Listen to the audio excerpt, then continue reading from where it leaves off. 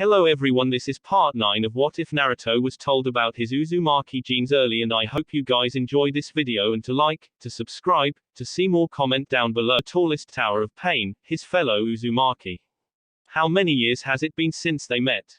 It had been his mission to track down all Uzumaki, his mission to work throughout to ensure that Uzumaki was standing. The village was on its feet now, but still not yet ready for anything. The outside world could still not know them. If they became engaged now, things could be troublesome for them. They were trying by all means to avoid disastrous things occurring once again. Nothing ever lasted in this shinobi world, that was why they always had to be ready for the worst. For anything that could happen. There was no telling what their enemies would do if they found out any information that was disturbing about Uzumaki. You have built everything well. But I guess the money the Akatsuki has been making helps in this regard. Nagato nodded his head quietly. But it doesn't change that we are surrounded. If we are having a problem of both Kumo and Iwagakure, it is a big problem. The two nations could invade us in different directions. Defending things now would mean that we will show the world our power and they will be worried. When that happens, the shinobi nations group together and go against us. Konan finished Nagato's thoughts. We cannot let anything happen to this village. She wasn't afraid of the great nations. They had been preparing for them. Omegakure has been preparing to defend itself. It was still a small nation that could not withstand all the might of a nation like Iwagakure, but they could make a stand. It wasn't like Iwa would send all its shinobi to attack them. There would be no help if they were attacked, but they didn't need it. Whether it was an army or just Jinchuriki, they could protect Omegakure. However, she understood the importance of timing. It would be unfortunate if things come to that, but we simply must defend ourselves if we are attacked. Yoshino said. But I must ask for your patience. We necessarily won't have to do anything, but they will act for us and we will be reactive before pushing our agenda forward. If this world sees destruction, then so be it. I have seen that when people rebuild, there is a sense of unity, purpose. If the foundations of shinobi villages are faulty, then we must dismantle the shinobi world and start a new foundation. An ambitious project, but things would not necessarily go that far. Everything depended on how the Great Five reacted, but knowing their history and what motivates them. It was easy to tell how they would react. With those calculations in mind, they were trying by all means to prepare themselves. War didn't just cost lives, it needed to be funded with resources. Shinobi ate, shinobi needed weapons. Those weapons got destroyed in wars and they needed to be destroyed. If they were careful in their plan, they may as well profit from the wars. Yoshino shook his head. He was thinking like the cages now. But they would be relegated. They would not rule the shinobi world for all eternity. They had their time and they used it to abuse and destroy whatever it was that they could destroy. The strong ruled over the weak, that was their rule and they would exercise this rule. What are Iwagakure's plans? They are the most active, but Kumogakure is still the most aggressive village. If anything is going to happen, it might be from them. Nagato said. They have backed away a bit since we killed their spies, but I wonder for how long it will last. Yoshino said. The raikage favors strength and I believe if he hears something pleasant to his eyes he will make movements. The thought did make him frown. Considering how the village has behaved when it has made aggressive moves, he had every reason to be worried. Do you think he will make the same moves they made in Konoha? Konan asked. Since we won't let them in Uzumaki, they might try something on the wave country. If that happens and we kill their people, they are going to make noise, Yoshino said. Nagato was silent for a moment as he thought about it. Just because they are strong they think they can do everything they want. These nations enjoy peace, but it has brought us nothing but violence and pain. Yet, at the end, they think we must just forget about it and continue as if nothing happens. If Konoha and Iwagakure fight once more, we get dragged into the wars that only destroy our lands. These leading powers continue to demonstrate that with power you can do whatever you want. War is never pleasant. It brings nothing but pain, destruction, death, and violence, but for small reasons, they will start wars. That is Iwa's attitude in this. Hatred will continue to cripple this world of shinobi if things continue as they are. These nations must be made to experience war in the same way as we experience it. Perhaps then they will be afraid to start wars. I wonder about that, Nagato. People die in wars, they learn to hate, fear, and experience pain.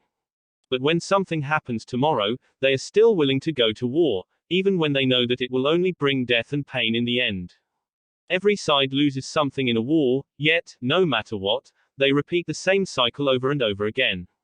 Will it ever change? We must hope that it will change, Nagato said in a confident tone. Jiraiya-sensei once said that he wishes for a world where people could understand each other. I thought people could understand each other through pain.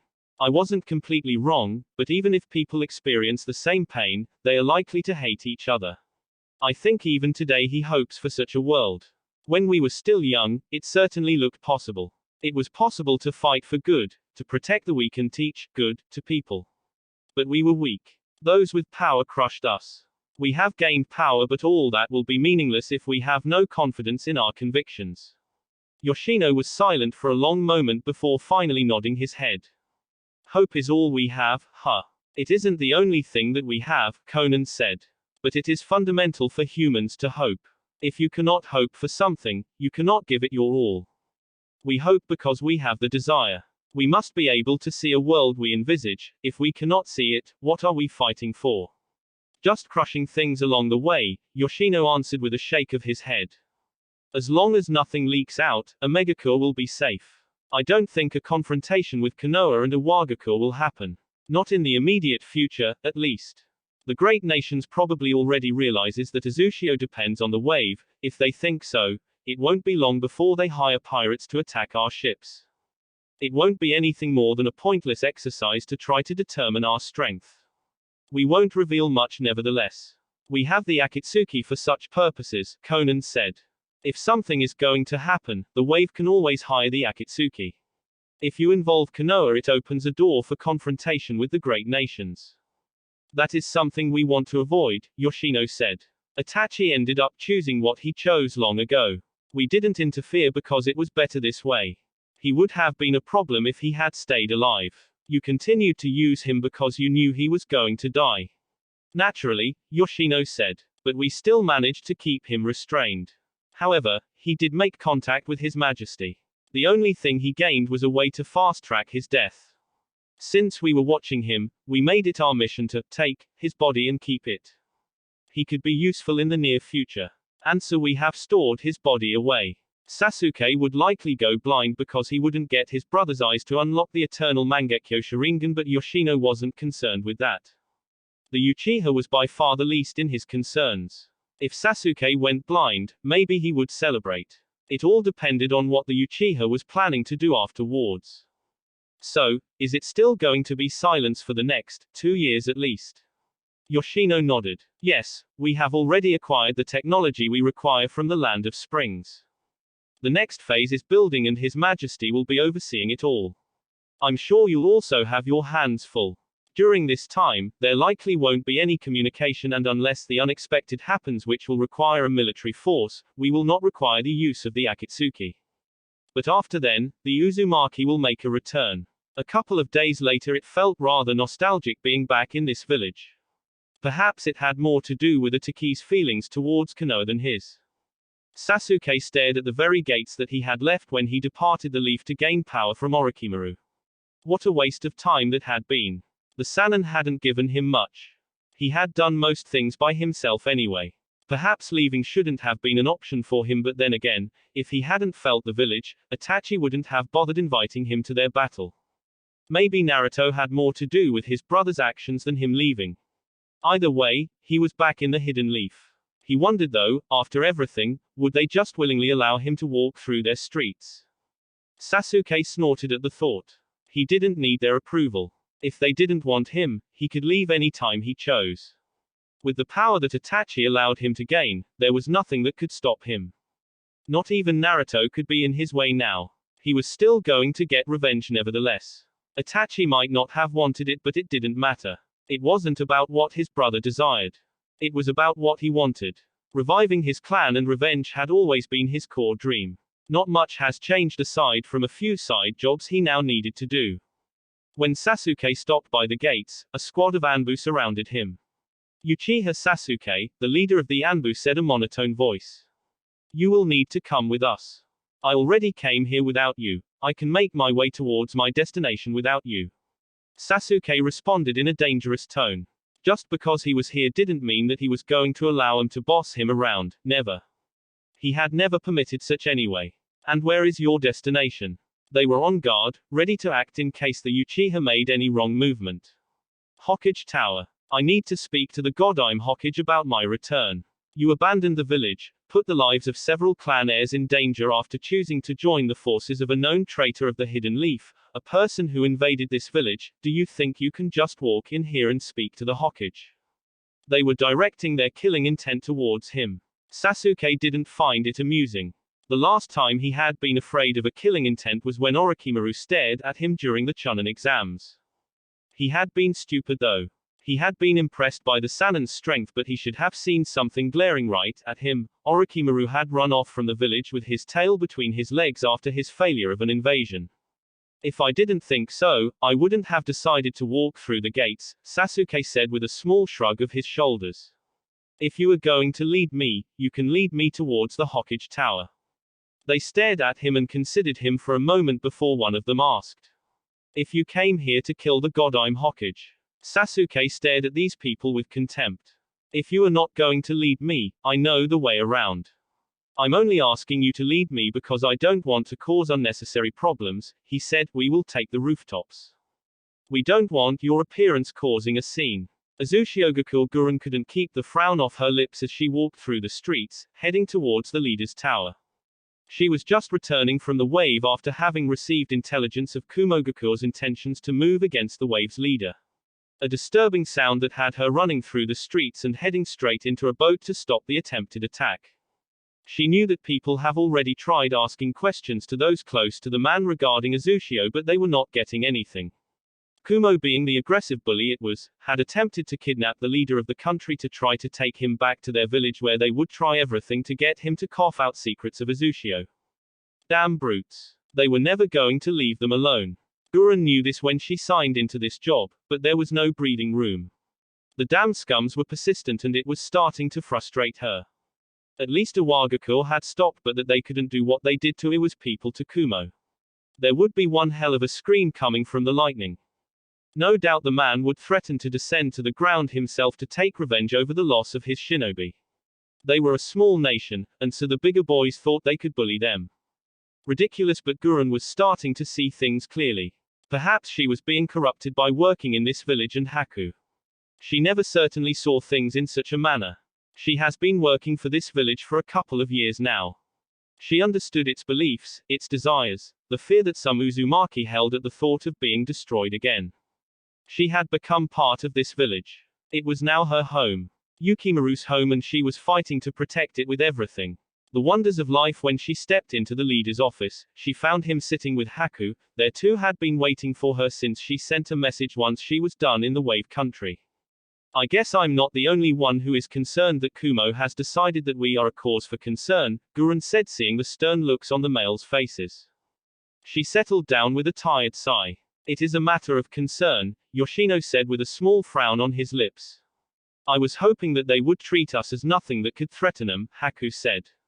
He understood that the Raikage listened to power, and so if they thought they were weak, they wouldn't do anything against them. He had been breathing happily under this assumption. If things were going to break out soon, there would be fighting and death. It wasn't something that he really wanted to do, but he would be forced to do it if these people end up attacking them. It wasn't like a mission of his where killing wasn't a necessity, but in war, you had to kill. Sparing the life of an enemy was nothing more than a wish for being stabbed in the back. They still likely don't see us as much of a threat, Gurren said.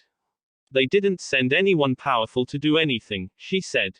And we still maintain all of the wave's military power within this island, training them.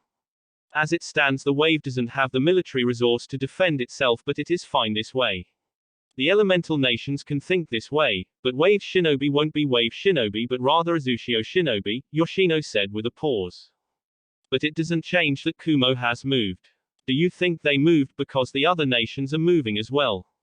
Haku asked. They held communications with the Leaf, and the alliance with Kiri was possibly known. Then again, it wasn't something they could keep hidden with how the Mist wanted to do business with them. Possibly, Yoshino said with a small nod. What did you do to them? Nothing, Gurren said with a shake of her head. I figured it would be risky to kill them all. So, I just captured them, but I avoided using my abilities. We don't want Kumo seeing the bloodlines or else they will go berserk. Yoshino laughed at Guren's words. Berserk. It was perhaps an exaggeration but quite fitting. You did well, we'll just send them back to Kumo peacefully, but we won't say anything to them. If they try something like that again, we do the same process over and over again until they grow frustrated. But hopefully, if we don't kill him, the Raikage will think of us as naive and stop with his barbaric actions. If they grow frustrated and send an army. Haku asked. I have spoken to Nagato about this, Yoshino said. The wave will hire the Akatsuki if it happens like this. Kumogakur will probably think we don't have the strength to protect the country ourselves and maybe stop being aggressive in order to play the wait-and-see game. It is something that Iwa is currently playing now since Konoha sent its people. Hopefully, everything works out and we don't get dragged into battles before we finish building, Haku said calmly. It is a little quiet in here, it is a pity that it will get dangerous, it is unlikely that the hidden villages will try something against us just like that, Yoshino said. You of all people should know that when someone attacks us in here, we have the advantage of sinking their ships before they reach us. It is the same with the wave country. The only way through is by the Great Naruto Bridge, we can always send you out to freeze the surface and His Majesty to destroy the ships. In terms of attacks coming through the sea, they were covered. Azu was certainly covered. But it would be a problem if they send hundreds of ships. They wouldn't have the manpower to defend against those attacks. Yoshino would not say this to Guren and Haku, but it was a possibility he shared with the Emperor, but they would have to devise a way to deal with it. What is Kiri's position in all these? Doesn't want to get involved, Haku said. Well, the village is still trying to rebuild and it doesn't have to worry about a war happening inland because they are far away from it. It still has a large naval military, so no village would try attacking it in its territory. They do use the mist to their advantage, Yoshino said in thought. We might also have to learn a thing or two about them in cases we ever need such a tactic, but for now, Guren, you can send those people back to Kumo. We don't say anything, and we pretend that nothing ever happened. If you like, you can even offer words of apologies to the Raikage. I'm sure he'd read it with a snort. Yoshino smiled when he finished speaking. An apology for what? Guren demanded with a stare. When a powerful man who is full of pride hits you on purpose from behind, you don't turn around and glare at him demanding an apology. He will slaughter you. What you do is you turn around and humble yourself before the mighty man and even apologize for being in his way. And if he decides to take advantage of you and kick you again. Yoshino smiled. The first attack will be cautious, but when you roll over and show him your back, he loses the sense of caution and attacks recklessly. Guren stared at the man for a moment before shaking her head. She then smiled. Tell me, does the Emperor also think like this? Sometimes, when it is convenient, Yoshino said. We all learn from him. I wouldn't even be saying this unless I was certain he'd like it. Hokage office for a moment. Tsunade had thought the Anbu were making a joke and she was dreaming when the Anbu said that Sasuke was seen at the village gates. The Uchiha had run away for Orochimaru and they had been looking for him for years now. Even when he departed Orochimaru's clutches, he still didn't return to the village. And yet, he had returned just like that. What was happening in this situation? Was it because Naruto had returned as well? But that didn't make any sense to her. Tsunade had just sat still until the Uchiha appeared in the office with a blank look on his face. He had indeed returned. Tsunade didn't dismiss the Anbu. She couldn't be sure this wasn't a disguised attack on her. He was still a brat, but underestimating him would bring her downfall. But Tsunade still could not put a reason on why he had decided to return on his own. Had he achieved his revenge on his brother? If so, it was remarkable considering that he had failed to defeat Naruto and Itachi wasn't someone who was weak. Uchiha Sasuke, Tsunade started in a stern tone. You have some nerve just showing up like this. Sasuke responded with indifference. I came here because I wanted to inform you that I have returned to the Hidden Leaf. I have done what I wanted to do. This is my home, and so I have come back home. This was the place that his brother had sacrificed their clan to protect. Sasuke could not simply spit on that sacrifice. That aside, he had greater ambitions than that. He would replace this woman. Tsunade stared at the Uchiha for a moment before bursting out in laughter. You have returned? She asked. Who had sent you away? You committed a crime against the village by running away and joining Orochimaru. We put Shinobi lives at risk trying to retrieve you and you think you can just return. Sasuke contemplated telling the woman that he never asked for anyone to chase after him. If he wanted to leave, he could be allowed to do so without anyone saying anything. Besides, after what this village did to his clan, they certainly had no right to say anything to him. Orochimaru was indeed a criminal, but this is still my home. Do you think people will just accept you after you abandoned this home of yours? Tsunade asked in a hardened tone. You did something and there are consequences for them. I know what is happening around the elemental nations. I know there could be war, Sasuke said, but he didn't say anything to add on that. This village hasn't been above doing cover-ups. You can always say that I was sent on an S-rank undercover mission to kill both Orochimaru and Itachi. I have done so. If anyone asks, they could always be given those reasons. No one can reject them. Sasuke could not have thought of something like this, but it was something that Itachi suggested to him. And he knew he had struck a nerve when he told the Godime Hokage that he knew the village was capable of doing cover-ups. Tsunade didn't know about the Uchiha massacre, but she certainly knew of many things the Hidden Leaf has done to preserve its interest and position. Tsunade stared at the Uchiha. He certainly hasn't lost his arrogance. The clan heads were not going to simply stay silent about the Uchiha's return and if he was allowed back into society just like that. This was all a problem. The cover-up wasn't a bad plan. She would devise it anyhow. It worked better now that he had returned on his own. They had still planned on using him even after forcing him to return to the village. So you think because there might be war, we might be willing to take you back just like that? Maybe not, but my power is needed. Sasuke didn't need to say anything about that.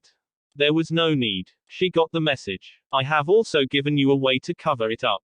If you feel that you need to do something about my actions, you can do it. I don't have a problem with that.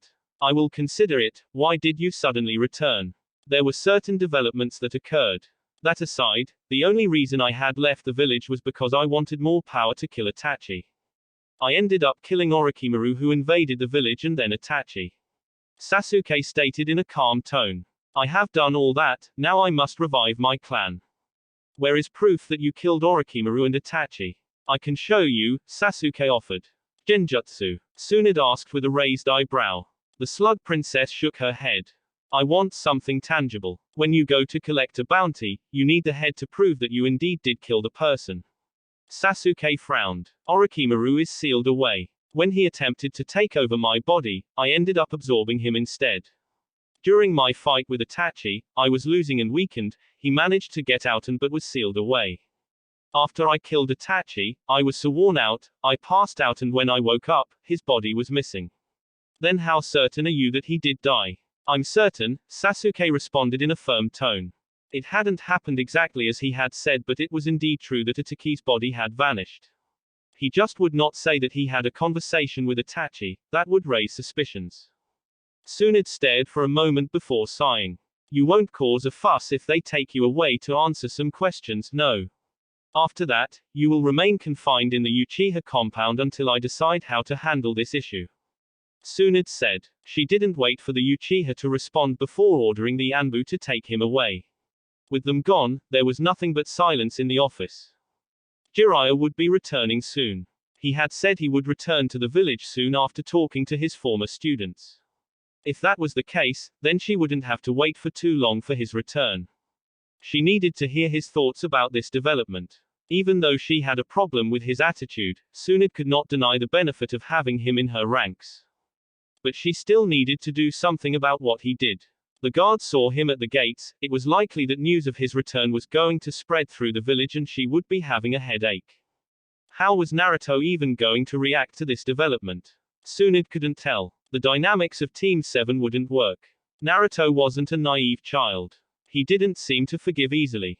Team 7 was dead. It wasn't going to happen even though Sasuke was back. Sakura would certainly cry over this, but she too had to grow. Life wasn't always pretty. Not everything was going to happen in the way you want them. Is something wrong, Tsunade-sama? Shizune asked, standing in front of the Godime Hokage. Tsunade blinked. She hadn't even heard the woman walk into her office.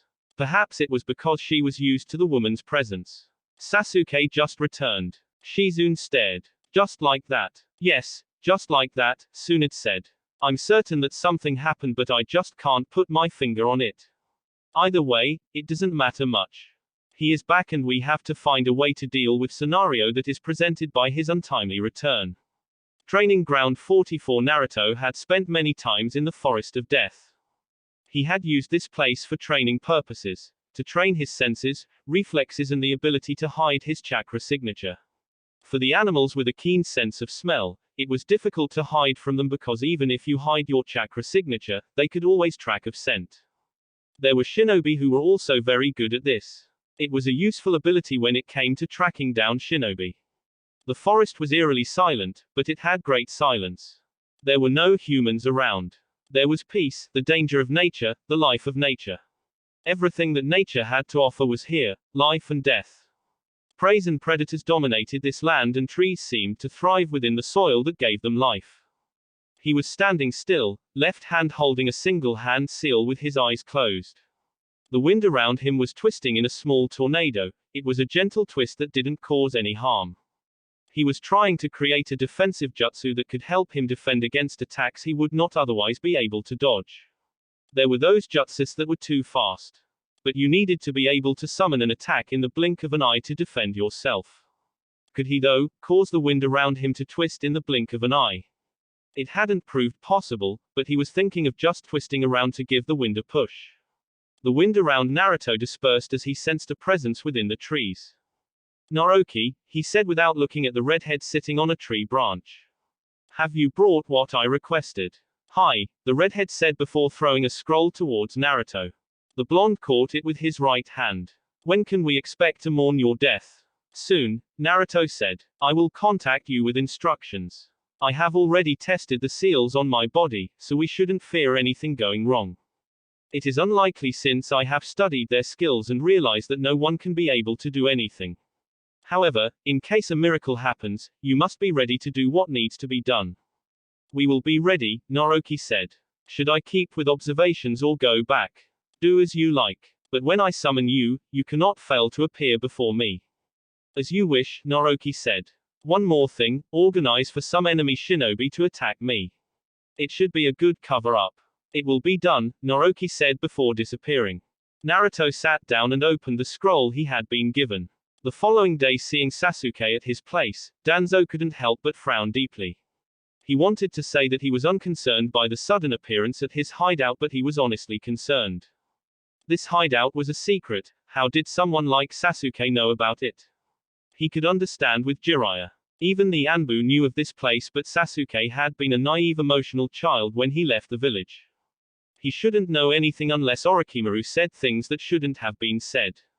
Danzo cursed himself for not keeping contact with the Sannin. Then again, the snake hadn't been completely pleased with him. Either way, he had this brat to deal with. It was good that Sasuke had returned to the village. He was needed. The Sharingan was needed to protect the hidden leaf. There was war coming, and for Konoha to win and conquer other nations it needed all tools it could use. It was curious why the Uchiha suddenly returned, but Danzo wasn't really interested in all that. He was even now thinking of how he was going to use Sasuke for his purposes.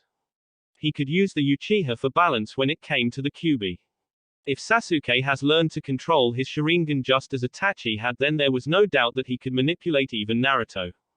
The blonde was a risk to the village as things stood, and he couldn't be trusted, but a little bit of push and he would become a loyal weapon for the hidden leaf. I wasn't sure it was true when I heard you have returned, Sasuke. Danzo said calmly. Have you come to join my side? Sasuke stared at the warhawk with nothing but pure contempt. If Danzo was someone else, he would have been on his knees apologizing with the kind of look that Sasuke was giving him. He really wanted to kill the man. He hated him. Every fiber of his being was screaming for him to crush the man or just burn him alive with the flames of Amaterasu. But Sasuke wouldn't do anything hasty. He would wait and do it slowly just so this man could experience pain and loss.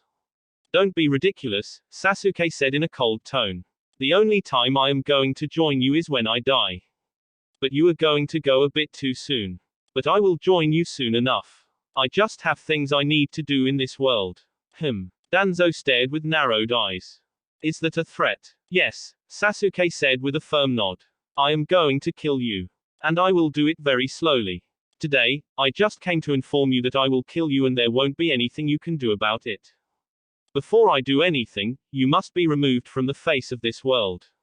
Danzo could clearly sense the hate and contempt. Itachi could not have told this person what happened, could he? Danzo had trusted Itachi. He never thought that the Uchiha would actually betray him by doing something like that. Why must I be killed? I know you ordered my brother to kill everyone, I know you pushed my clan away from the village. I know everything and you are going to pay for it. He activated the Mangekyo Sharingan. I cannot forgive you for what you did. If the leaf itself was responsible, I would turn against it, but it is you who gave the order and those two old people supported you. You will all die by my hand. I really didn't think that Itachi would tell, Danzo said calmly. But if you know, you understand that it isn't something that must become public. I know that very well, Sasuke said firmly. But it doesn't mean you will get a stay of execution. If you know, then you know why Itachi did what he did. Are you going to against the wishes of your brother? I told him to kill you but he wouldn't listen and even went on to threaten me if something happened to you. I relented but I see I should have done it myself, Danzo said. He did note the Mangekyo Sharingan. This just meant that the Uchiha had become much stronger, which was good. But not that he was being threatened. Of course, Danzo didn't think that Sasuke could do anything. He was just a brat. Amaterasu, Sasuke said as the man who was standing on Danzo's right hand burst into black flames. Danzo wasn't even moved by the screaming shinobi. The flames of Amaterasu, there was nothing that could be done. So, this child was serious about threatening him. He couldn't tell Tsunade about it. If he did, it would raise the risk of the woman knowing about the Uchiha massacre. If she did know about it, she was probably going to support his death. Danzo looked away from his shinobi and faced Sasuke. You are walking a very dangerous path, Sasuke shrugged his shoulders before turning away from the war hawk. We will meet soon again, he said before walking away. Danzo-sama. Danzo glanced at the man calling his name before staring at the spot Sasuke had just been standing. Now he also had Sasuke to deal with. And he thought Naruto had been a problem that needed his utmost attention. He would have been pleased if the blonde had taken his offer and gone off to Azushio on his spying mission. But that had been rejected. Even so, Danzo wasn't concerned much about it. The fact was that their Jinchuriki wasn't loyal to the leaf and the last Uchiha seemed to have ulterior motives. They could both be very useful but instead, they are turning out to be problems that he needed to solve. Sasuke could die, and he could take the Mangekyo. He could always remove the Kyuubi from Naruto and seal it into someone else before training them. He could implement a strategy that would make Kumo and Iwagakure fight. Tsunade could still give him Sasuke and he could work on something with the Uchiha. It would be much simpler to handle the Uchiha if Tsunade ended up giving him to him. He would need to go out to the Godime and solve it before something happens. He could not allow the Uchiha to keep coming at him. Days later, Tsunade's office. Jiraiya stepped into the office looking tired. It wasn't the journey to the rain that had him tired, it was the mental work that he had been forced to do after a hostile reception in the rain. They hadn't let him in the rain this time around. Actually, when he arrived, Nagato was already waiting for him and told him to go back without saying anything. He had been willing to fight him to get him to go away. Jiraiya hadn't been looking for a fight but when he tried forcing things, Nagato had returned the force and he had been forced to leave the rain with more questions than answers. It just made his visit to the nation all the more troubling. The situation with Nagato was of course very troubling. What the man did in the rain was cold-blooded and just brutal. How can anyone who is looking for peace do something as Nagato has done? He killed all those associated with Hanzo. It was just a slaughter of even innocent people. Jiraiya was at a loss that the students he had trained were capable of doing this. What was more frightening was the fact that Nagato had defeated Hanzo. The man was ridiculously strong and Nagato had supposedly destroyed him and then proceeded to eradicate anyone with connections to the man. It was looking likely that Nagato was going to cause nothing but destruction in the elemental nations. If that was so, Jiraiya was going to do everything in his power to stop Nagato. He still had Naruto in his corner, but there were still some concerns regarding the blonde. Even to this day, Jiraiya just could not figure out Naruto. But he wanted to trust him. He wanted to believe that there was good in Naruto and he would not be like Nagato. They were both Uzumaki and that was troubling given this current situation. You look troubled, Tsunade said to Jiraiya after he settled by the window and went silent without saying a word to her. Jiraiya was brought out of his thoughts by Tsunade's words. He glanced over to the busty blonde Hokage and then released a long breath. My travel to Omegakure wasn't very fruitful. It has left me more worried than ever. I was thinking that perhaps things would be alright, but the situation is very deadly. You didn't get anything. Jiraiya shook his head. They didn't even let me do anything. They were willing to fight me to death over it, Haim. I think something is brewing up in the rain. It can't be a coincidence that they have locked up the village while Uzushio has done the same. Nagato is an Uzumaki and a very powerful shinobi. I really think that there is a connection between him and Uzushio-gakure. If there is a connection there, then we really have to start questioning their intentions. Tsunade frowned upon hearing those words. She had already been told that Nagato had killed Hanzo and then went on to kill everyone with a connection to the man. This was indeed troubling news. Was Uzushio going to follow the same destructive path? They'll probably deny connections if we ask. Or they just won't answer us. Their response to our attempts to form a line of communication was that they would respond when ready, and in your visit in Am, you have been turned back. She sighed deeply. Something deep is happening, she said. Jiraiya nodded his head. I believe so, and we have to do something, Haim. We simply just can't wait for Uzushio to come back to us. I don't want to be the suspicious type, but with what the toads told me, we have to be proactive. It will be best to look like we are suspicious people than allowing a disaster to come to us. Do you think Uzu has the might to do anything dangerous? Tsunade asked with concern. Jiraiya shook his head. I don't really know, Haim. I don't know, he said in a firm tone. However, we have to consider that they could be after revenge for what was done to them. We cannot ignore that they were invaded without having provoked any other nation. We must also consider the possibility that they might also turn to us as well. We didn't do anything, what were we supposed to do after their destruction, Jiraiya? I don't know, Haim, Jiraiya said in a bitter tone. But do you know what Naruto said to me? The Toad Sage looked thoughtful for a moment before speaking again. Why is it that even when Uzushio and Konoha were allies that none of the Uzumaki came here to seek refuge after their destruction? Tsunade frowned. This puzzles me. Konoha's shinobi wear Uzushio's symbol, Haim. Kushina was brought into this village just to be a Jinchuriki of the Kyuubi. The relationship between Konoha and Uzushio was a deep one that was made with strong bonds. And yet when their village was destroyed, none of them came here.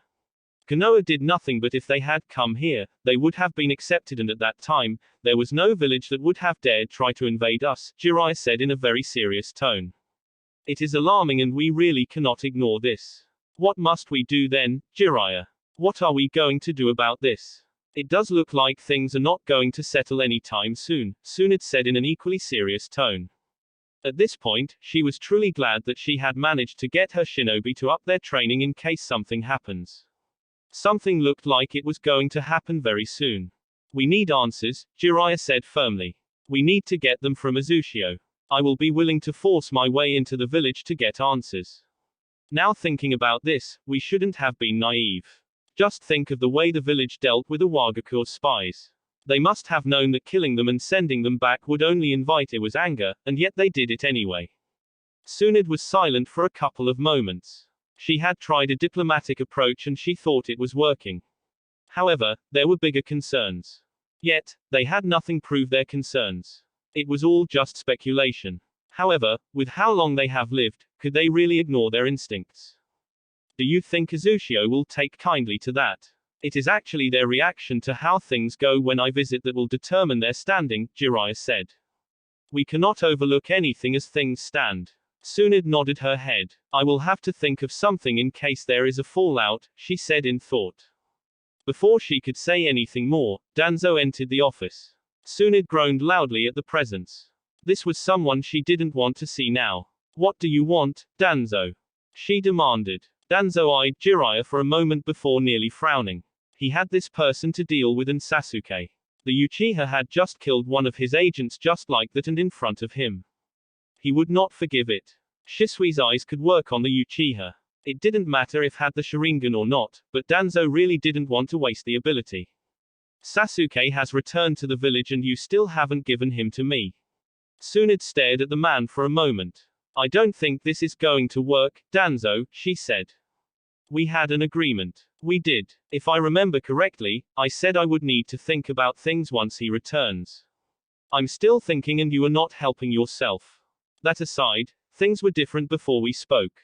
They have changed once more.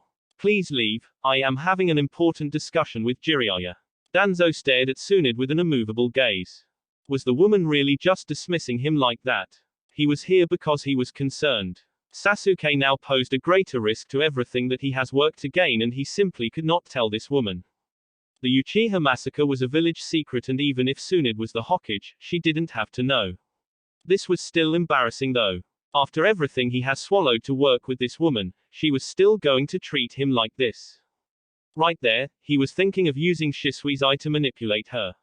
It had never occurred to him that she would turn on him like this. What is so important? Danzo was forced to ask in a sharp tone. We had already spoken about this. And it is concerning that we discuss his loyalty given how he returned to the village. There are a couple of things regarding village security and future, but nothing you should concern yourself with. You probably won't live long enough to see it anyway, Tsunade responded with indifference. Danzo ignored the last comment. He was certainly not going to ask about what the woman meant by that. But it was going to be a race to see who would be alive then. It was either going to be her or him. If there is something that concerns village security I should be made aware. Tsunade stared at the war hawk. Who are you? Jiraiya almost laughed at the question but he held himself from doing so. He had been worried about how his former teammate was handling the sneaky cripple but it was apparent that there was no need to worry. She had everything under control. But of course, there were certain things that Jiraiya still had to sort out with her. But that would only come if Danzo does something that warrants his presence. For now, he could only watch. You seem to forget who you are speaking to, Tsunade. I have been serving Konoha for many years now. He was cut off from finishing by Tsunade. And my grandfather founded this village along with the Uchiha. I don't understand what your point is and I really don't want to understand. Either way, I have already told you to leave and you should leave before I order my Anbu to help you out. Tsunade said in a stern tone. Danzo stared for a long moment before turning away. He left the office without saying another word. Once he was gone, Jiraiya turned to the blonde Hokage. I didn't know Sasuke came back. In what way did he even come back? Saying this feels a bit weird since he actually ran away from the village. He was speaking as if the Uchiha had just gone for some vacation with Orochimaru. A couple of days ago, he returned just like that. He says he killed both Itachi and Orochimaru. When we asked for Itachi's head, he said it was stolen, and I believe him. He seemed rather incensed about it, Tsunade said with a sigh. He hasn't been doing anything since he returned. I am still working on his cover. I have already drawn up things, I just need to speak to the clan heads once I have completed everything. I'm sure they won't be pleased since the lives of their children had been put at risk chasing after Sasuke, Jiraiya said. Tsunade nodded with a thoughtful look on her face. She then seemed to shrug a bit carelessly. Either way, it's not their call to make the decisions and I was the one who sent them out on the mission. I hope it goes well, Jiraiya said. I will be in the village for the next days. But when I leave, I'm heading straight to Uzumaki. We cannot rest without knowing anything about their intentions. Tsunagaku the heart was an uncontrollable thing that Temari often found she wanted to strangle just to kill the emotions it made her feel. There were many things that occurred in this life, but you really could not control the human heart.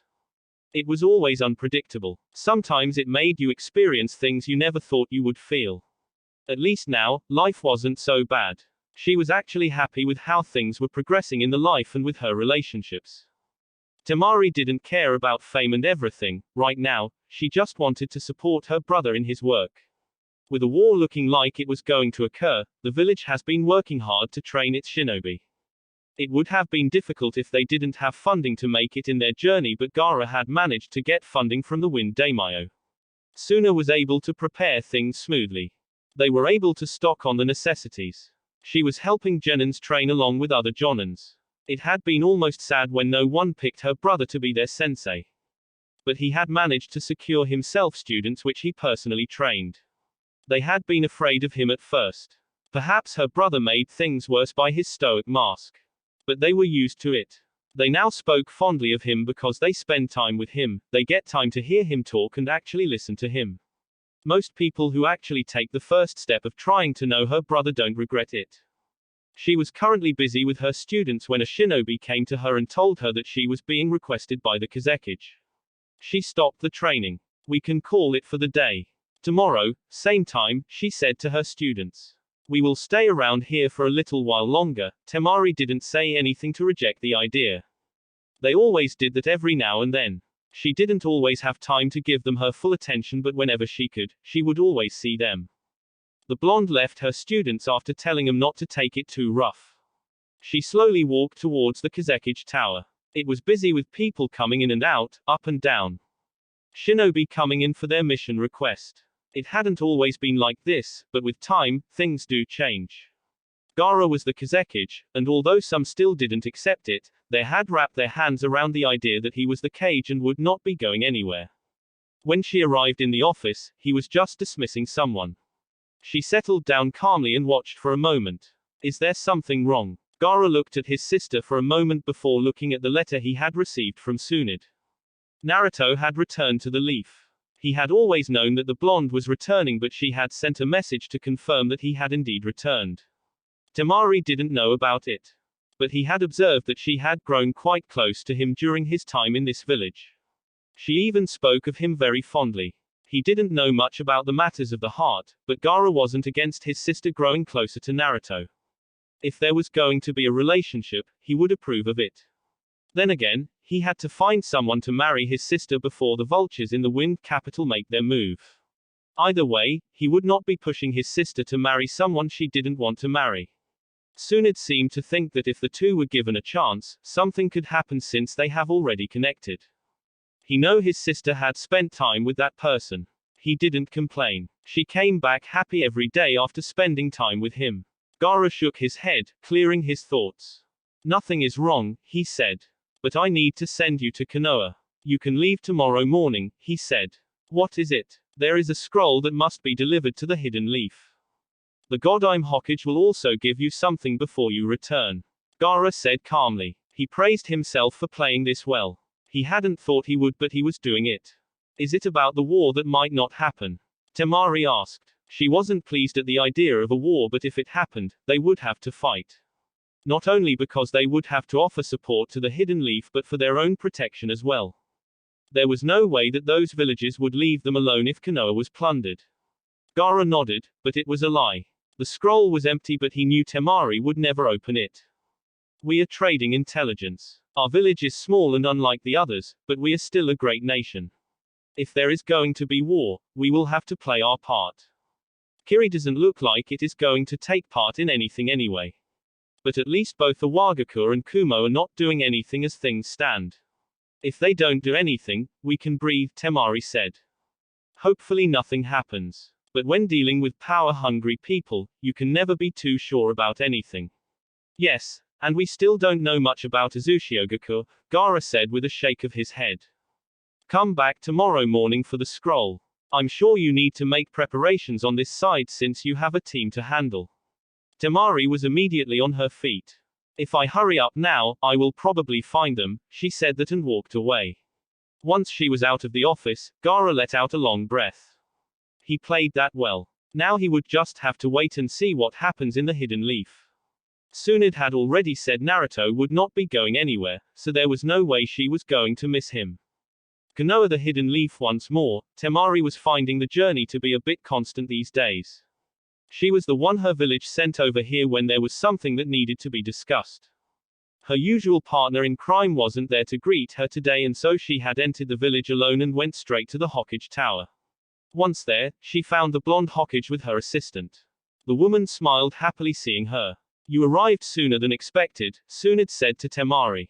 I was a bit faster getting here, I want to get back home as soon as possible, Temari responded as she handed the scroll Gaara had given her to the Godime Hokage. She didn't sit down but remained standing, waiting to hear what the woman had to say. Gaara didn't tell her anything, Tsunade realized. He hadn't told her that Naruto was back in the village and that she was simply being sent to see him to see if something would click as it did before. She smiled. Perhaps it was better that way. I won't keep you for long. You can leave any time you want, but there is someone who I think you'd want to see before leaving. Temari was curious. Who? Naruto. Temari stared at the Godime Hokage for a long moment. Naruto was back in the village. Temari was surprised. She wasn't expecting this to happen. She certainly thought he had yet to return. Gaara hadn't said anything, but surely he knew that Naruto had returned and certainly kept it from her. Was this some ploy to get her to meet the blonde? It was something else though. She could question, but she was a little excited that Naruto was back. She would nevertheless demand answers from Gaara when she goes back. When did he return? About 2 weeks ago, Tsunade said. He is currently at his apartment. I can get someone to show you. Temari smiled. That is fine, she said. There was a sign of danger, a demon inside. It was a horrible. Temari felt sick seeing the sign. Someone had obviously put it there. These people had no shame, didn't they? She felt like ripping it off in anger, but she did not. It was a huge struggle, but she managed to rein on her emotions. Sickened and mad as she was, she managed to calm her feelings. It was still a cruel joke though. How do you put something like this on someone's door? Did Naruto see this thing every day when he opens and closes the door? What was he feeling? What did he think about this? Temari couldn't put herself in his shoes. She could not. She steeled herself and chose to knock on the side of the door where the sign did not touch. She knocked twice, there was no immediate answer. But Tsunade had told her that Naruto was home. He was in this hellhole of an apartment. How do you even put the son of the man who you hail as your greatest Hokage in a place like this? Temari shook her head. She was allowing her emotions to run wild. But it just could not be helped. She could understand things with Gaara. But not with Naruto. He had looked so lively when he visited the sand. He was a happy person. But it was no wonder he never talked about Konoha unless you brought it up. Even if the outside world was filled with strangers, he must have felt that it was better than being in a place like this. When the door slowly opened, Temari's heart skipped a beat. She had known she was coming to see Naruto. But it has been months of complex emotions and troubling questions. But now that she was standing here on his door, slowly opening, she felt unsure. When the door fully opened, he was standing there with a blank look on his face. Upon recognizing her, it slowly changed into a smile. Temari had counted the seconds that went by when his smile took place. Hey, Temari greeted a bit awkwardly. Naruto tilted his head to the side, still smiling. He was honestly surprised to see her here. This was his den. He wasn't even expecting to see her in Konoha during his short stay. But she was here and he couldn't disappear into thin air. It was perhaps either Tsunade or Gaara who made it possible for her to make the trip to the village, a setup with some political intentions that neither would openly admit even when asked. Temari, Naruto said. That awkwardness, this isn't the first time you are seeing me, I am not like a lover you finally found after years of searching, he paused. Or am I? Temari smiled. She was now at ease. Just those simple words from him and her heart was beating calmly. She missed this kind of person. In your dreams, she said a bit sharply. Naruto put on a hurt look. Now that is sad, he said with disappointment. I was thinking that perhaps when you heard I'd returned, you ran all the way just to see dear old me, he finished with a wide smile. Temari snorted. Yeah right, she said. But at least it would show I didn't forget about you. You certainly seem to have forgotten, how could I? Naruto said, shaking his head. There have just been issues to handle. I have got limited time. There was a bit of seriousness in his tone. It was curious. It made Temari pause just to study his expression. But she got nothing and so she brushed her thoughts to the side. Are you going to let me in? She asked. Naruto blinked. I forgot, I don't get visitors, he said, stepping out of the way for Temari to enter. You must close your eyes, it is rather messy inside, I doubt that, Temari said. She didn't move deeper as she waited to hear the sound of the door closing. Naruto walked up to her and led her to the neat sitting room. She looked around, he said it was messy, but it was not. The place was well kept. It was small, but still nice. The door to the bedroom was slightly open, her eyes narrowed as she tried to peek inside. I can give you a tour if you like, Naruto said with a smile, seeing Temari's eyes. Realizing she'd been caught getting too curious, Temari shut her thoughts for a moment before responding. No thanks, she said. So, this is your place, she simply said that because she didn't know what else to say to him. She had thought she would have many things to say after he abandoned her, but now that he was before her, she really didn't know what she could say to him. Naruto nodded his head but didn't say anything. Not until he was done studying the blonde. This is my place, want to move in with me? As you can see, I live alone, it can get rather lonely here, he said with a smile, arms open wide, inviting the woman. It feels like you are inviting me to your arms, Temari said. She still smiled slightly. That sign on the door, she really couldn't get it off her head.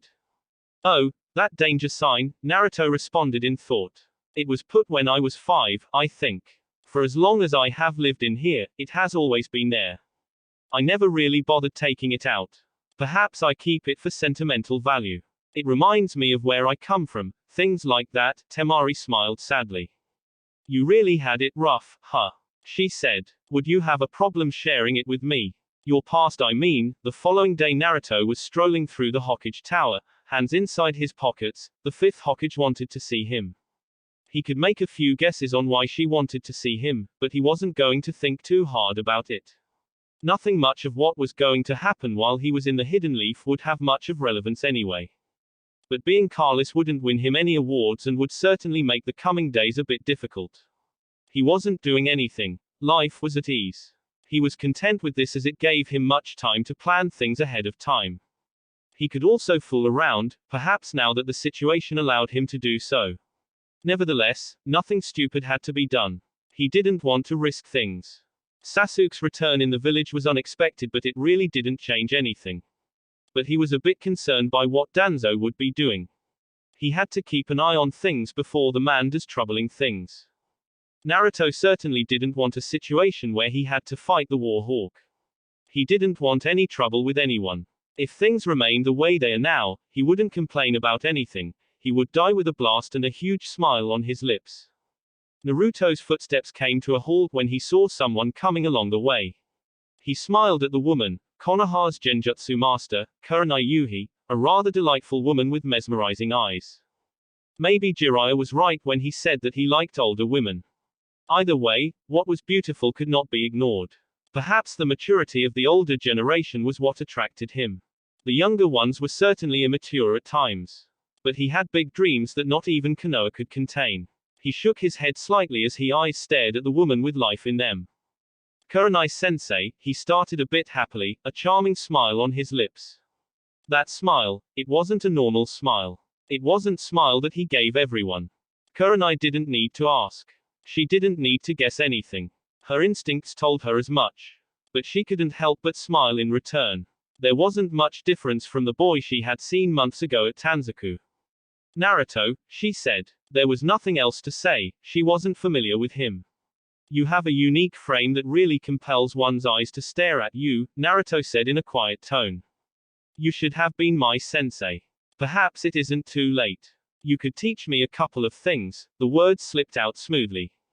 Kurenai blinked, she was caught off guard by his words. She was certainly not expecting him to say something like that. He hadn't said much last time around but just smiled at her. He wasn't looking at her like a pervert.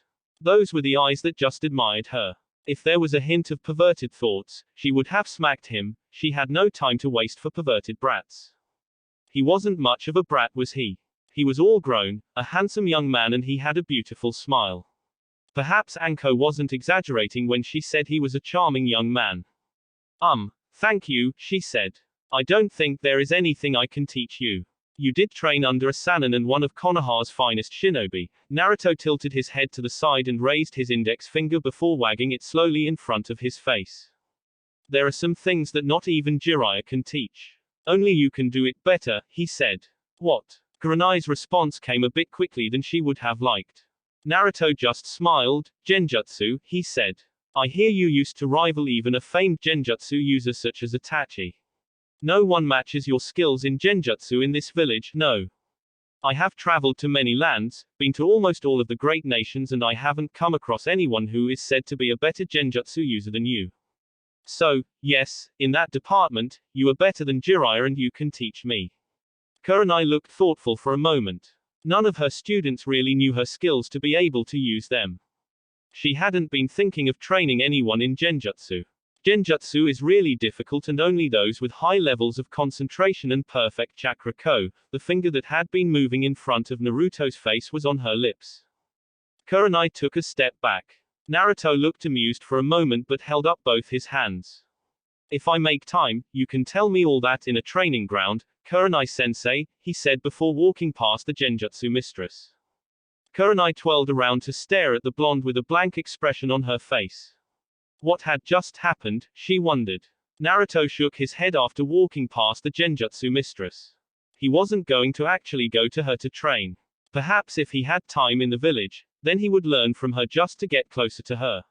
He really shouldn't be doing this when Temari was in the village though. She was going to smack her fan on his forehead if she found out he behaved in the same way he did when he was with other people. Well, it was no matter. Tsunade wasn't alone in the office, she had the delightful Shizune with her. Naruto smiled towards the woman before turning to the Godime Hokage. You wished to see me, Bar-chan, he said before making himself comfortable on the chair in front of the Godime's desk.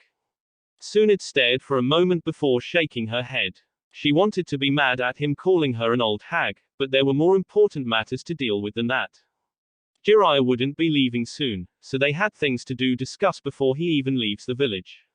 Naruto would have to take a role as another Uzumaki who was very much in the picture. We have to discuss important things. I understand you didn't want to do anything with regards to Uzushio, but we don't have that luxury anymore. Naruto raised an eyebrow. There was definitely something that happened. Last time the Uzushio issue had been resolved. Perhaps not forming any ideas when he came here had been a good idea. This way, he was expecting anything and he didn't show his surprise. If she was saying that he no longer had the luxury to decide against stepping into the fray, it just meant that she was going to force him to do things he didn't want to do. Jiraiya must have returned with a worrying message from Omegakure. He knew the perverted Sannin had returned to the village but hadn't bothered trying to seek him out. If something had indeed happened in Omegakure that has made these people worried, it would naturally complicate things. But it was best since he was on the side. He could do damage control. He was very much curious about what had brought this change though. He wanted to know what Jiraiya came back from Am with. Sasuke had nothing to do with this. Yes, the Uchiha was irrelevant in the picture. What is that supposed to mean? Naruto asked carefully. He managed to sound a little indifferent as he spoke. I was certain that we had already resolved this issue, he said. Tsunade nodded her head. We had, but Jiraiya came back with troubling information. We can no longer ignore whatever it is that your clan is planning to do. We have to know. If there is trouble brewing, we have to be ready for it. If they want to start another war, we will have to try to talk them out of it. But it doesn't appear that they will listen to us. You are one of them, you should be able to get through to them. What makes you think that my words would have much power to do anything? Tsunade shrugged a bit carelessly. Like I said, you are one of them. This is another approach that we are trying. We don't want to forceful about things but we want to know everything. Jiraiya thinks that Am and Uzushio are connected and he is concerned about Nagato's actions as well as the former village's intentions, which have remained curious even now. If they refuse to even tell you anything, Jiraiya can use any means. Naruto was silent, thinking. So things have come to this. Well, it was to be expected of Jiraiya to have thought this much. Perhaps it was the prophecy from the toads that made him conclude that Omegakure and Uzushio were connected. There was still no proof of it however. If the toad sage ends up forcing things with the whirlpools, it was going to be a bit troublesome. There would have to be something prepared for that case. So you are concerned about Uzushio's intentions, Naruto said calmly. Well, that is to be expected, he finished in thought. Tsunade stared at Naruto with a hardened gaze. She studied his body language and expression to see if she could get something. There was nothing. She couldn't even guess what was on his mind. She couldn't tell if he was wearing a mask or not. He was just there before her, completely looking like he had no thoughts inside of his head. It was frustrating and frightening. I'm saying that if things end up going in another direction, you won't be allowed to fight for your clan, Naruto. I know I had said that if your clan is attacked, I would allow you to defend them even if Konoha wouldn't be able to do anything. However, things have changed. If Uzushio provokes a reaction from any other great nation, you can't do anything. Konoha will not lose you either. The message was very clear to Naruto. They wouldn't allow him to leave, even if he was quitting being a shinobi of Konoha. They would be willing to tie him down just to ensure that he didn't go anywhere, troublesome people. But he had known that Konoha would never let go of Uzumaki Naruto, not the Kyuubi's Jinchuriki. He had accounted for everything. Well, I am still a shinobi of the Hidden Leaf, I must do as ordered. Tsunade frowned deeply. She hated the indifference in his tone. She hated his lack of emotion in her words. He was supposed to be mad, but he was not. Perhaps he was, she just couldn't tell. His expression hadn't even changed much after she told him the hard truth. The only thing that came was a thoughtful look and then the indifference. This is a serious matter, Naruto. I want to know, do you love your clan? Of course I do, Naruto responded calmly. Uzumaki was the only thing I had when growing up.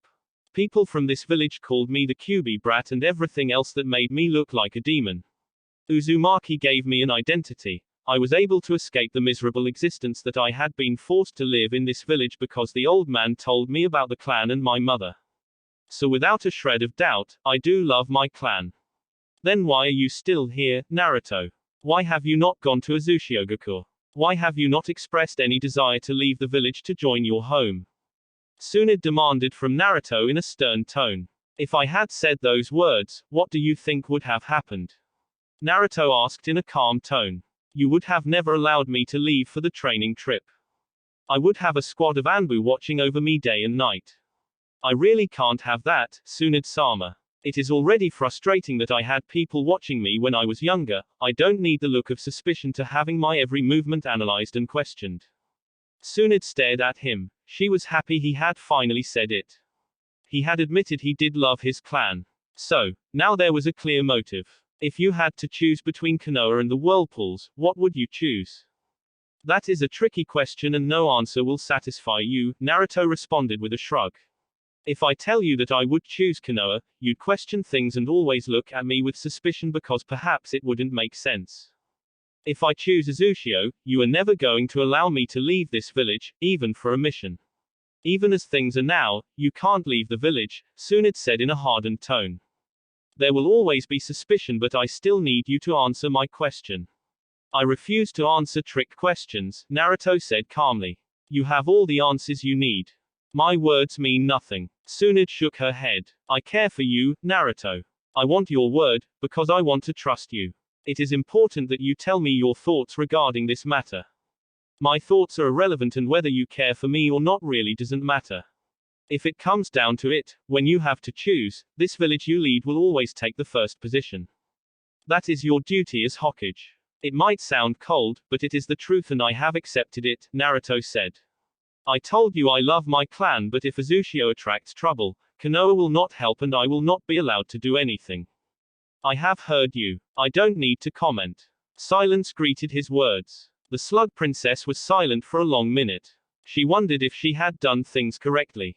Perhaps not, but she still had to do what was best for both Naruto and Konoha. Azu didn't come into factor when dealing with these things. I really hope you don't come to hate me for this, Naruto. Tsunade said in a quiet tone. There is really nothing for you to worry about, Naruto said with a wave of his right hand. Tsunade shook her head. She had a sad smile on her lips. When we first discussed this, I was trying to remain hopeful, thinking that perhaps Uzushio didn't have bad intentions. But if they do, we can't associate ourselves with them, she sighed, and kept her sad smile. I really hope you understand my position, she said. Naruto nodded his head. I understand, he said. Tsunade welcomed those words, but she still wanted him to say some angry words. Now that she thought about it, had she ever seen him angry? He was always calm through anything. His mask never faltered and he never gave anything away. She frowned at those thoughts. She shook her head and thought of something else. There was nothing. That is all I wanted to talk to you about, she said. About 2 hours later Sasuke was surrounded by a handful of corpses from Danzo's NE forces. He had waited until Danzo was gone from the hideout before sneaking into the place to set the alarm. They were weak shinobi who couldn't do much to him. He had cut through them without wasting time. The power of the Mangekyo Sharingan was just something else. He was enjoying using the eyes that his brother allowed him to gain. This was the kind of power that snakes like Orochimaru thought they could gain for themselves. pitiful, and they were not even Uchiha. He was currently waiting for Danzo, knowing that the Warhawk would make an appearance any time soon. He had let one slip past him to call forth the master. He wanted to show Danzo that he wasn't afraid of him. He wouldn't do anything quickly. He would allow things to go smoothly and enough to force Danzo to make a hasty decision that would leave him in a troublesome situation. If Danzo attempted to attack him, Sasuke wouldn't mind turning his weapons towards the Warhawk. Anything troubling would likely cause the attention of the village's Anbu to turn to this place. Sasuke wasn't afraid of it. Sasuke activated the rib cage part of his Susanoo as he sensed Danzo's presence behind him. He turned around to face the cripple with a cold look on his face. "I have been waiting for you, Danzo." Danzo was incensed, he was furious, he wanted to snap the neck of the Uchiha at this moment. This was unacceptable. He could not accept this. Many of his forces were down. Judging from the numbers, the Uchiha had cut down nearly 3/4 of his men. It was a disaster. He wouldn't have any men to do his work now. If he had the Kyuubi in his possession, it wouldn't matter, but he didn't have the Kyuubi and Sasuke was killing his people. It was unacceptable. Soon it was even making things difficult for him on the other side. Nothing was going according to plan. The Warhawk couldn't resist glaring at those cursed eyes. He had already known that Sasuke had the Mangekyo Sharingan. But he didn't want to fight him here. He could win in a fight against Sasuke, but it couldn't be in the village when there was the danger of the battle being discovered by someone else. It would be disastrous if he unlocked his secrets and soon it showed up with her Anbu. With Jiraiya even on his case and still in the village, it would certainly be the end of him. Still, he hadn't thought that the Uchiha would go this far though. This was a desperate time. He had to get the Uchiha out of the village and into a corner so that he can do the dirty work himself. If he was successful, he would end up gaining control of the Uchiha using Shisui's eye. "You have gone too far, Sasuke," Danzo stated in a cold tone. "I dismissed your intentions and didn't think you'd do this, but it is apparent that I was wrong. If you have a problem, you are free to attack me, Danzo." Sasuke responded with his hands held out wide. For a good reason, he was almost certain that the man would not be too keen to fight him, and not because he was thinking that he couldn't defeat him, but because there were other ways he thought he could handle the situation. Danzo frowned. "I don't want to end up killing such a valuable asset for Konoha when there is a war that is coming. You could prove to be a decisive matter in the coming battles," Danzo said calmly. Certainly, even if Kumo and Iwagakure attacked Konoha, he would have the Uchiha manipulate all their Jinchuriki with his Sharingan. In return, he would be in possession of 4 Jinchurikis, the Kyuubi excluded. Konoha would destroy both Kumo and Iwa, and he would take their Bijuas and seal them into his own people he could trust. He certainly couldn't keep the Jinchurikis who were under the control of someone else, even if he was in control of that person. But those plans were being threatened. If he had to choose between himself and Sasuke, the Uchiha would have to die.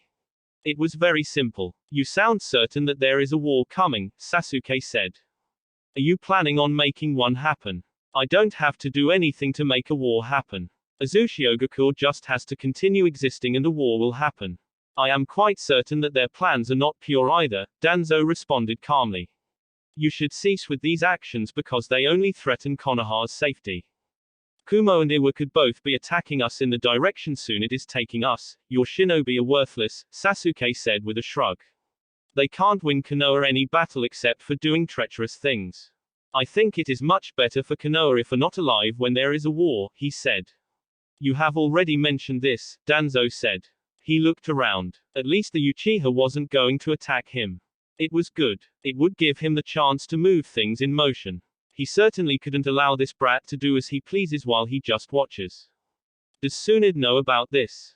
"I'm quite certain she wouldn't be pleased if she knew," Sasuke smirked. "What makes you think she doesn't know?" he asked calmly. "With everything that you have done, do you think she would be happy having you behind her when going to war? There is no guarantee that you wouldn't try to kill her to take the Hokage seat for yourself. And about that, as long as I am in this village, you can continue dreaming about being Hokage, but you won't get it." After saying those words, Sasuke walked towards Danzo. He halted a couple of feet away and watched the Warhawk respond. "I see, you have thought through things." Sasuke snorted. Did this fool think that he would just attack him without tying loose ends? He wasn't known for being stupid. Perhaps he did allow his emotions to get the best of him, but this was his revenge. He would get it without interruptions, and he wouldn't do anything stupid to mess it up. The next time we meet, it shall be your end. You can start preparing for your death. After saying that, the Susanoo dispersed and Sasuke blurred away. Danzo stood motionlessly for a couple of moments while thinking about what to do. He certainly couldn't allow Iwa or Kumo to focus on Konoha now. He wasn't ready for that battle. And as things look now, he would have to make a haste departure from the village. Fu, Danzo called out. Hi, Danzo-sama, the man kneeled before his master. Get me those two Iwa people, he ordered sternly. Desperate times calls for desperate measures. He couldn't do things any other way now. Besides, this was the only way he was ever going to get Kumo and Iwagakure to focus on each other rather than have them turn on the leaf. Right away, Danzo-sama, Fu responded before going away. Minutes later, Fu returned with two shinobi from Iwagakure. He had already used Shisui's eye on them. He just had to release them to do what they had to do. Naturally, they wouldn't be able to say anything about him. You two will assassinate the Yondaime Reikage. You will rendezvous with someone once you reach the cloud. They will show you the way. Iwagakure needs this to be done quickly. Hi. Lead them out, Fu, Danzo said. We don't want them getting caught. Fu nodded and did as asked. Do you think they will succeed, Danzo-sama? Ano asked. Danzo shook his head. They were weak. They couldn't kill someone as powerful as A, but then again, you didn't need to be all that powerful to assassinate someone. You just had to be perfect in the art and you would get your target man. It doesn't matter if they succeed or not. What we want done is to have Kumo and Iwagakure fighting each other. Naruto clapped his hands together, appearing out of nowhere. Bravo, Danzo, he said with a smile. In this way, Kumo and Iwagakure get to fight it all out while you rest easy and prepare things on your part. It will be difficult for the Reikage to believe anything from Onoki because they are indeed Iwa shinobi. Onoki might deny it, but the fact is that his shinobi would have tried to kill the Reikage. Bravo, brilliantly done. It is also unlikely that Kumo and Iwa will even fight to fight each other, but trusting each other will also be difficult. After saying that, Naruto turned into a cloud of smoke. Kage Bunshin, Danzo said with a frown. Should we go after him? Ano said. Danzo shook his head. He isn't going to do anything about it.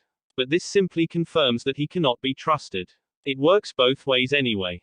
If Kumo and Iwa are busy fighting each other, they won't have time to focus on Uzushio. This does clear the way for us to move without interruption. The War Hawk said. Prepare for our departure. Burn everything that needs to be burnt. We will step away from Konoha for a while. Naruto could only shake his head after taking in the memories of his clone. Danzo was truly a crafty old man. He knew what had to be done and what he had to do. It was also filled with the thirst for survival and his fanatical love for Konoha. Naruto would not say anything to anyone. Not even to Tsunade or Jiraiya. Of course, if they knew, they would most likely take action against the War Hawk.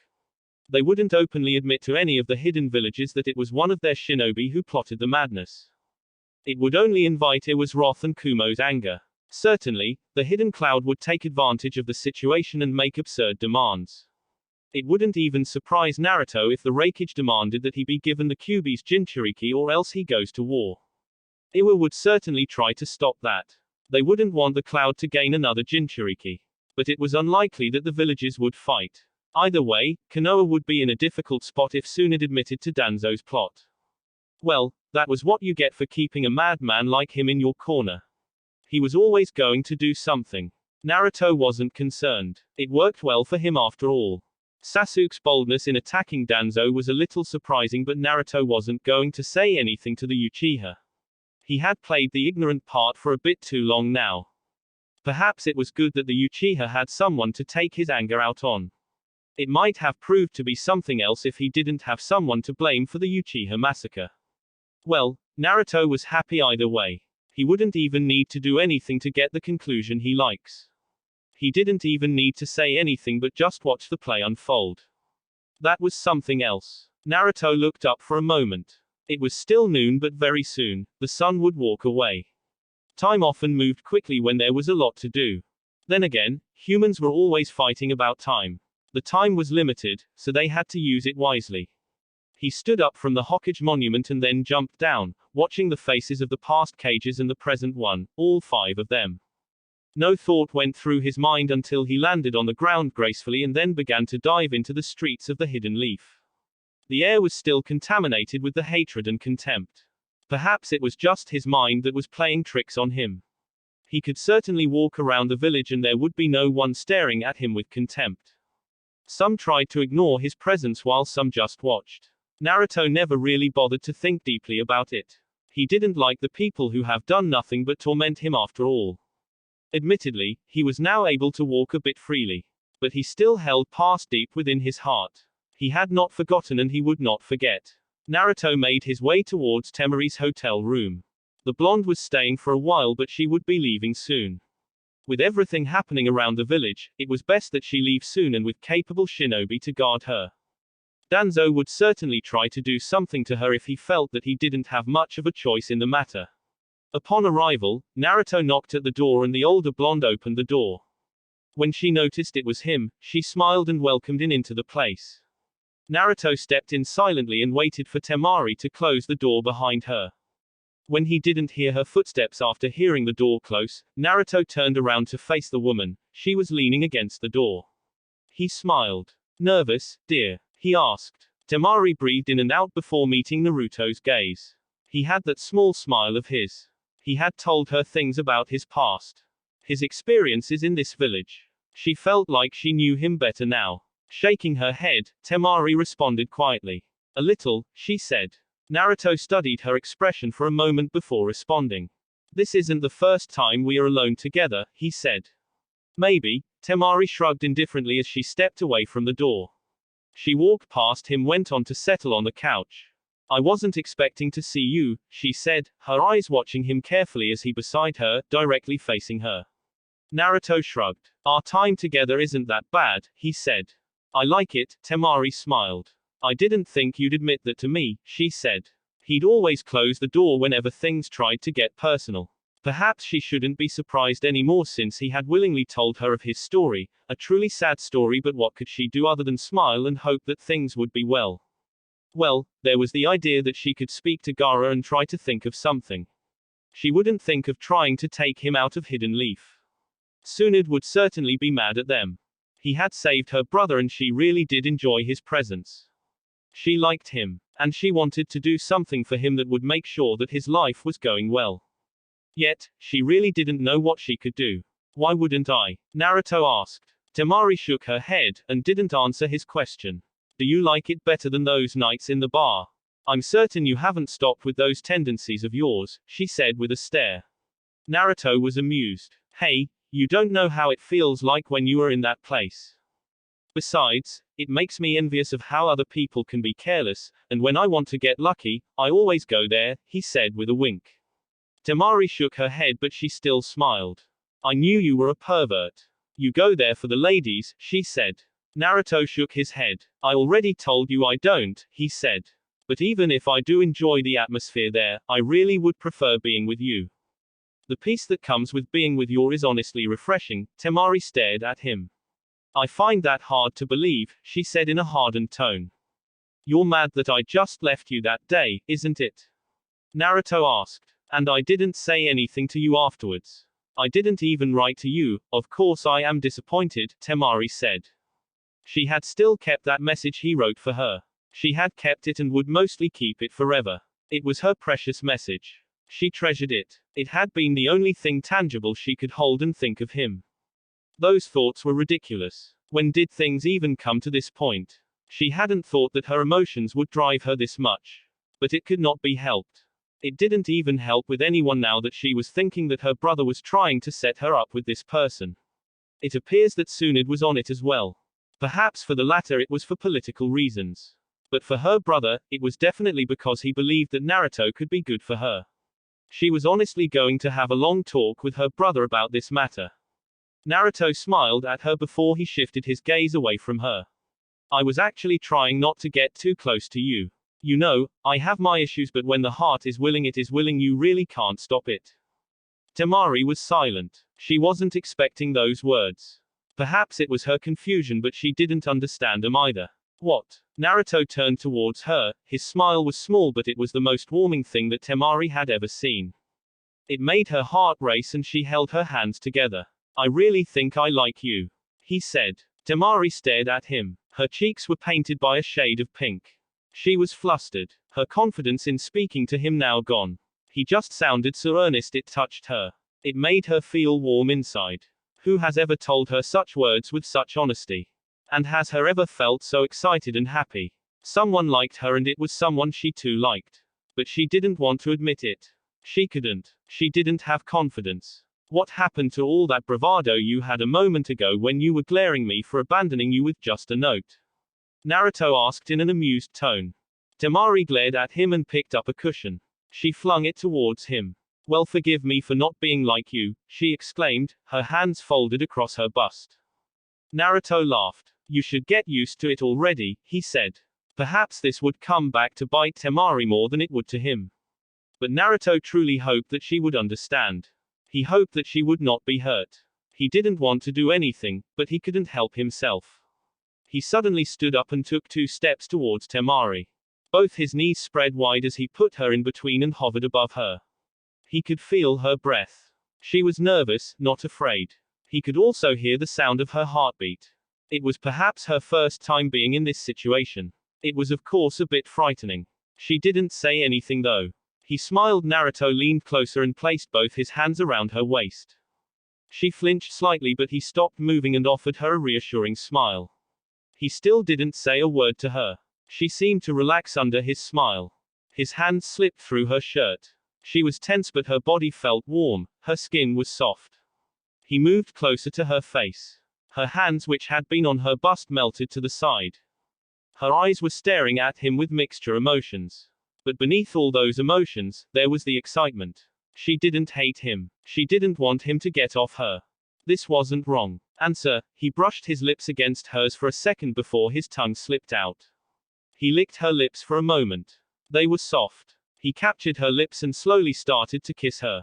He watched her eyes close. And he followed her. As the gentle kiss deepened, her felt her tension ease, her hands moving up behind him. Naruto's hands slowly caressed the side of her chest as they moved up. They snaked between the clothing and touched her breasts. She stopped the kiss and broke away. She looked flustered, her breathing a bit heavy. She was watching him. Her eyes were searching for something. She searched for a whole minute of silence. Don't do anything you don't want to do, Naruto said in a whisper. She nodded her head not once but twice. Naruto figured the first nod was in agreement with his words and the second was permission. The permission to continue. He smiled. He didn't want to force himself upon her. He didn't want to use other means to be united with her. She was perfect, operating on her free will. He wanted her that way. Naruto took off his shirt and moved away from Temari before helping her undress. He was sitting on her once more. She was truly flustered. Her hands pulled him closer. She was hugging him. There was enjoyable warmth. Perhaps she didn't want him to stare at her breasts.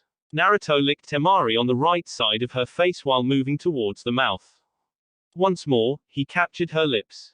He did not devour her like a starved dog. He was gentle, and slowly her hold on him loosened. While still kissing her, Naruto's hands moved towards her breasts. He gently captured them both. Soft round comforts. They made him excited. He stopped kissing her and let go of her right boob. His tongue played around her nipple for a moment before he sucked it. Temari let loose of a low moan. Naruto's right hand moved towards the space between Temari's thighs. When his fingers reached at the entrance, she tensed slightly. He whispered something for her to relax and she did. That will be it for this video. If you want more, comment down below, like, subscribe. And see you guys later.